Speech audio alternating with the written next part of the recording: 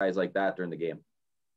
And ahead of that weekend set, you find out that you are going to be one of the head coaches for the All-American game, the Biosteel All-American game taking place in Plymouth, Michigan on April 7th. You'll be coaching the best American-born players in the USHL, and you'll face the United States under-18 team. And what does that selection mean to you?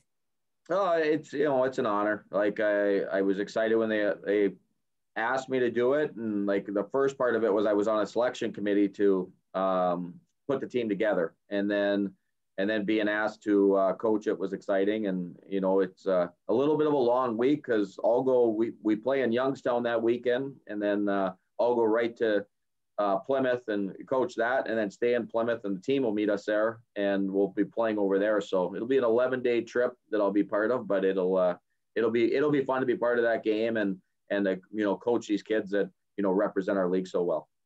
And obviously, kind of a bummer, but it is just the way it is. No gamblers make the rosters. But of those players that you will be coaching, are there any players that kind of excites to kind of see what makes them tick, and you get to coach them for one night? Well, I'm the Coronado, like when we've seen him so much in Chicago, and he's going to be a high NHL pick this year. And just to kind of talk with him a little bit, and I've watched him play here in the league for 2 years, and it'll be fun to like you said, what makes him tick, and how he communicates, and just to see how his brain works, on a game day. And then there's some players out west that I'm just not familiar with at all. I've actually done a little bit of video on them now just to see how we'll use them in that game, and so it'll be interesting to see how we're able to put those kids together that we haven't competed against all year.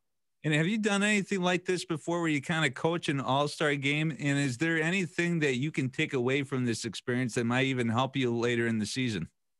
Yeah, I don't, most of these all-star games, I mean, you put too much prep into them. I've done a couple of them now, and you sit there and you want to, make sure special teams are ready and things like that. And then the referees never call a penalty. So it's, I think this approach, we're just going to go, and we're playing against the U18 team from the US. So they actually have structure. It's not like we're playing one all-star team against another all-star team. So it'll be important for us to understand a little bit what their habits are and, how we want to match up against that.